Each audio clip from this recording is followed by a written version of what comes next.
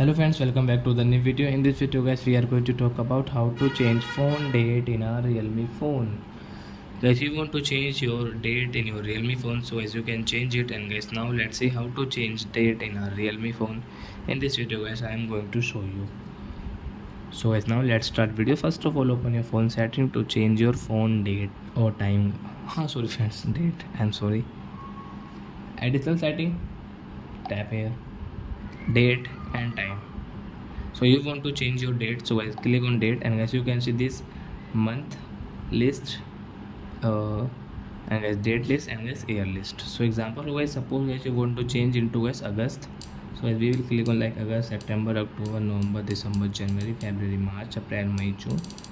So example guys, we will take August, and guys, and today date is guys 20, so guys you can like that 20 2023 4 5 6 7 27 28 30.